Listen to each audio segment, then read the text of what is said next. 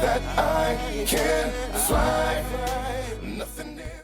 All right, guys, welcome back to the channel. We're going to go ahead and do a Game 2 preview for the Lakers versus the Denver Nuggets, Western Conference Finals.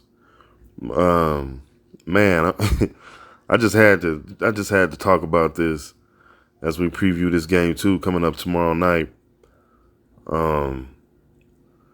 My goodness, man, so many people. I mean, wow. Let's talk about it. So many people talking about, oh, the Nuggets should be afraid.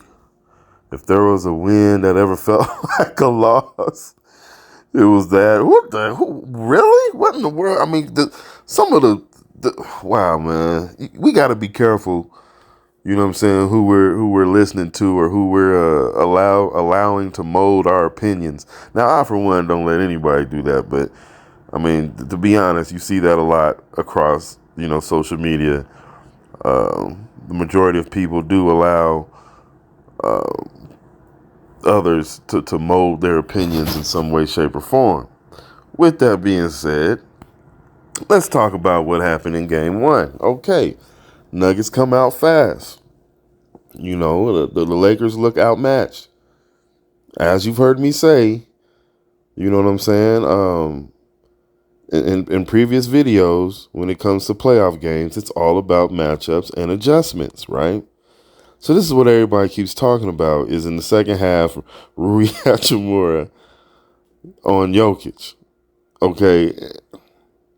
And you can completely see what Jokic meant when he says we had a lack of focus in the second half. If you notice, if anybody who's actually was really paying attention to the game and not just watching, you would see that Rui Hachimura was on a whole nother level as far as playing at another speed. You could see that the Nuggets had slowed down, whether they thought they had the game won or whether they thought, who LeBron has a tendency to do this now, to just concede that and say, we'll get ready for the next game.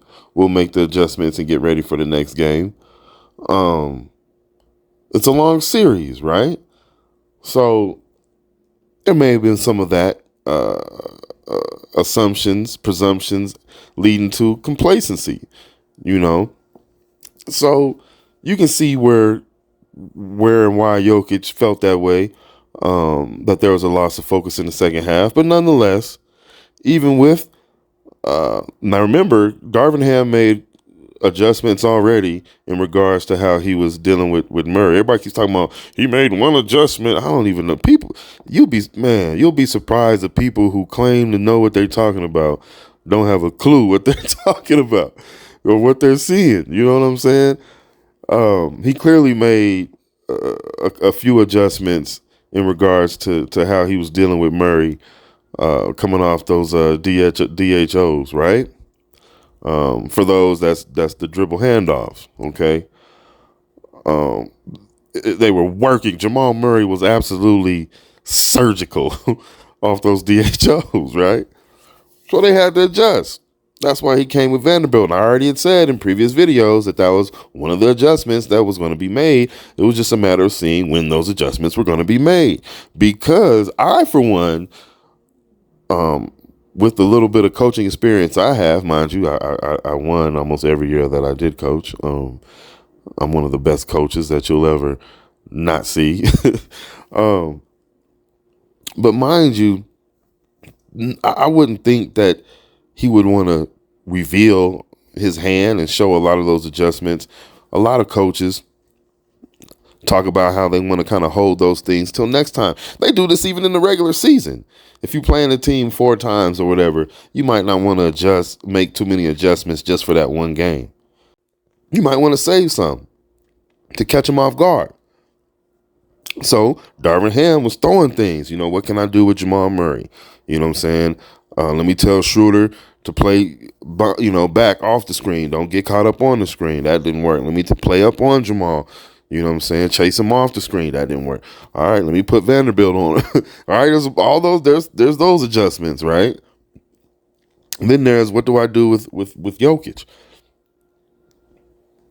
He's cooking. He's just going right around Anthony Davis, beating him up and down the floor.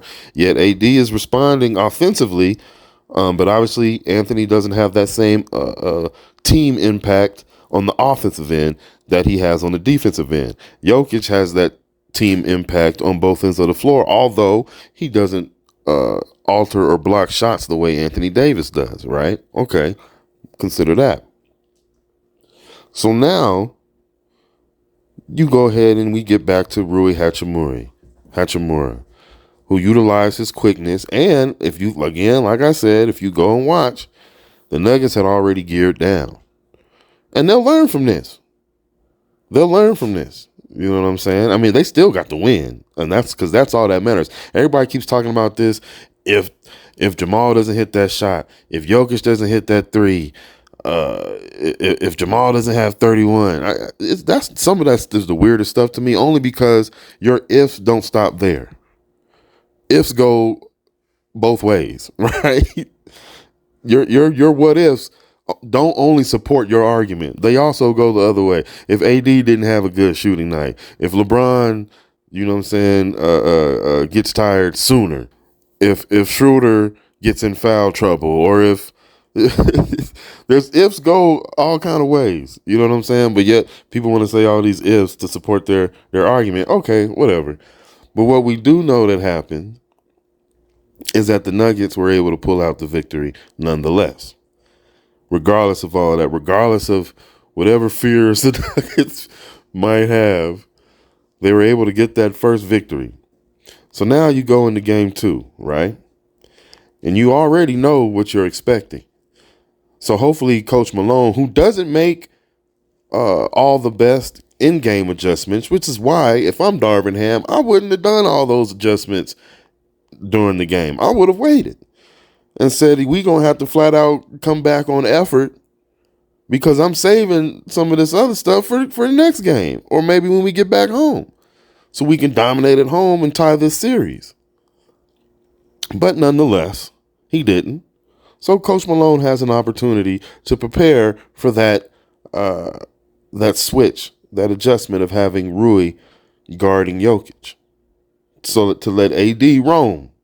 Okay, we'll make that adjustment. Jokic will make that adjustment, right? See, it's funny how people forget. It's one thing, they praise Jokic all the time. Oh, but Rui, he was 1 for 6 against Rui. Okay, now you give Jokic the opportunity to look at film and make the adjustments instead of in game when things are happening. You know what I'm saying? All game long, having to figure it out. Which I'd rather put my money on Jokic figuring that out. But now, in between time, you allowed him the opportunity to figure it out, and Jokic is going to pick that apart. Jokic is going to pick that apart. Now, the main thing Coach Malone doesn't have to worry about Rui Hachimura. Okay, and that's not, when Rui is playing and knocking down that three, he's a very good player, you know, but Jokic will figure that out, and he doesn't have to worry about that. What the Nuggets need to worry about is what I was saying before about Aaron Gordon and Michael Porter Jr. Now, Michael Porter Jr. showed up. He had a good game. He hit a couple shots, and he was full of effort and effective at times on defense, which is more than what you asked for, unfortunately, from Michael Porter. Unfortunately, Coach Malone doesn't ask enough on defense from him, just not to hurt the team, you know. But Michael Porter Jr. did a really good job stepping up and playing defense in game 1 when asked. Okay, so Aaron Gordon, as he has a tendency to do as well, he got demoralized in game 1. And some of these guys, it's probably 2 or 3 guys on the Nuggets that have a fragile psyche. They're very fragile mentally when it comes to if things are going their way versus if not. All right. Aaron Gordon is one of those guys, when things aren't going his way, he kind of seems to get kind of lost, you know, and Michael Porter Jr. has shown that as well. Again, I'm going to give him credit for not letting that happen in game 1. And sometimes he'll allow himself to kind of pout when Bruce Brown is in there doing his thing, succeeding and playing well, giving more reason for him to get more minutes. You know, but nonetheless, Coach Malone has to figure out what to do with Aaron Gordon. Of course, you've heard JJ Redick on his podcast talk about the dunker spot. And having Aaron Gordon in that dunker spot is just so frustrating to him. And I mean, I don't disagree. I'm just saying, Coach Malone is one of those guys, one of those coaches. I don't think Coach Malone played. He might have played in college. But I don't believe he played in the NBA. But players nonetheless, especially a lot of the Denver Nuggets, really respect. Of course, he has, his father was a coach, so he has some of that going for him. But a lot of the players really respect, what he says and how he deals with them and how he, I don't want to say caters to them, but how he allows them to be themselves, right? Now, that leads me back to what I was saying about Aaron Gordon. Now, he's trying to give Aaron Gordon a sense of purpose and productivity by putting him in that dunker spot. Because if he's not in that dunker spot, as we saw early in the game, don't forget, we saw early in the game Aaron Gordon in that corner, and he missed 2 threes, wide open. Challenged to shoot him, wide open. And then he got in his head he didn't want to do that anymore, and then that's when he drove to the basket on that same, getting the ball in that same corner.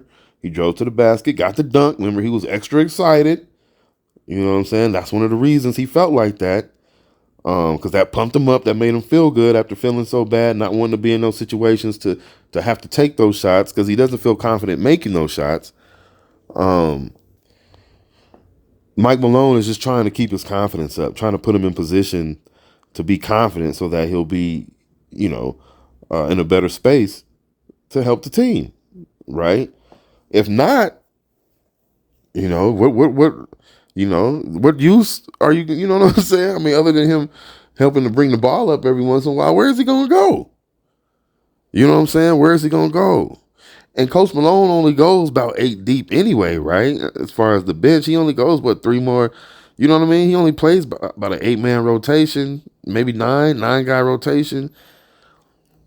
I mean, he has to figure out a way for Aaron Gordon to be productive. And right now, unfortunately, for the Nuggets, being in that dunker spot is one of the only ways Aaron Gordon can be productive if he's not knocking down that outside shot, helping space the offense,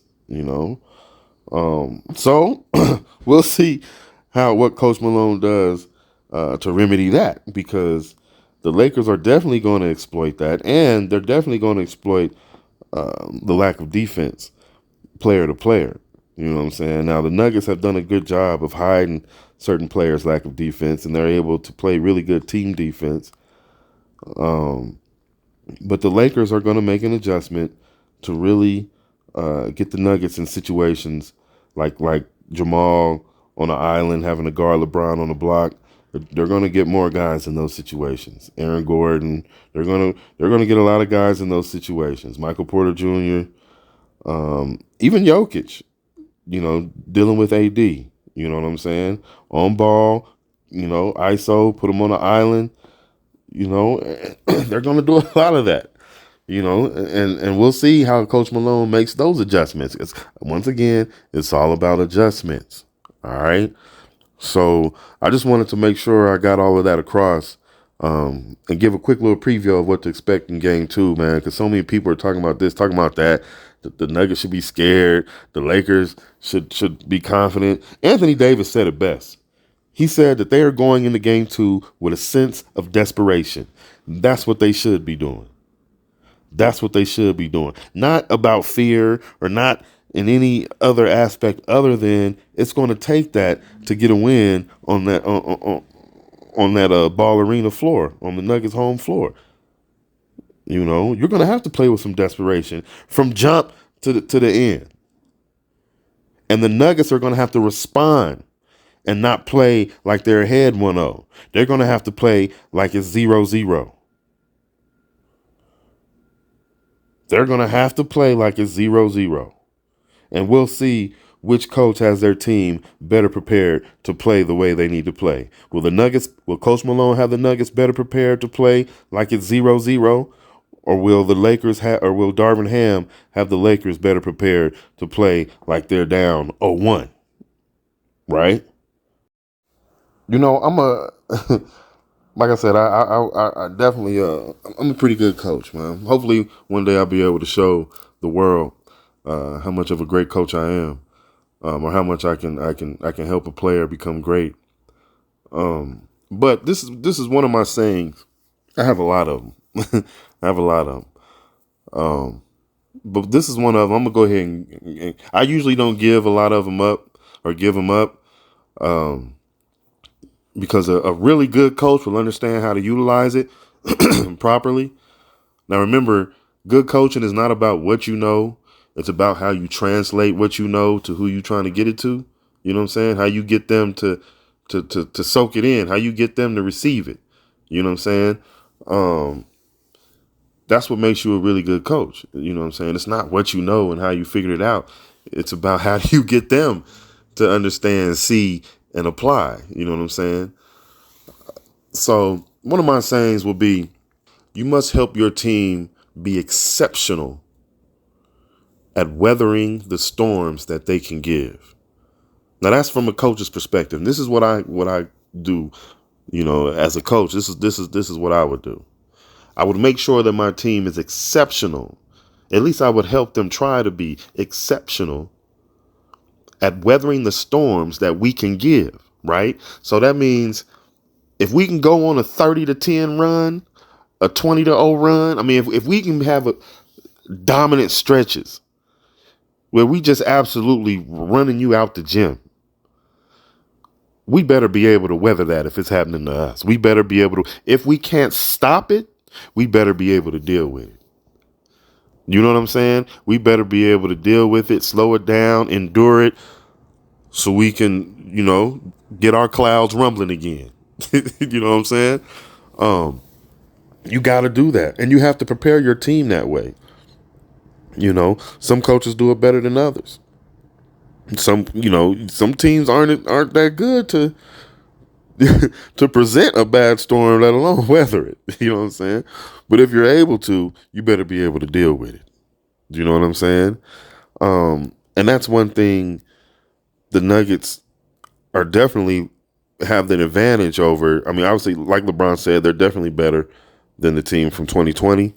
Nonetheless, there's a couple things that they've learned from that, especially in regards to Murray, Jokic, Michael Porter. There's a few things that they've learned as far as, you might have to weather, you know what I'm saying, and then go right back at them. You can't put your head down and give up like, oh, dang it. They took our best shot and now they gave one and now we have nothing else to give. Nah, yes, we do. You know what I'm saying? Because you're going to take that little adjustment that was made by Darvin Ham wasn't the Lakers' best shot. It was a good adjustment. It got them. It was one of the adjustments that helped get them back in the game. If not the only one out of all of them that actually helped them get back in the game. But nonetheless, you have time to prepare for it. You know what I'm saying? So in game 2, when that storm comes, you got to be able to endure it and you got to be able to finish. It's just how the Nuggets were able to endure, what the Lakers did in the fourth quarter in game 1. And they were able to finish and still come out with the victory. Hopefully, like Jokic said, with a better focus in that second half, the Nuggets can finish even stronger. No matter how much of a storm the Lakers may provide in that second half or in the first half for that matter. You know what I'm saying? So let's see, man. So thank you guys for joining me. Thank you for watching. Remember to like, comment, share, and subscribe, and hit that notification button too, so you'll make sure you get my videos when they come out. You know what I'm saying? And I appreciate you guys once again, for real. All right. If this world were mine.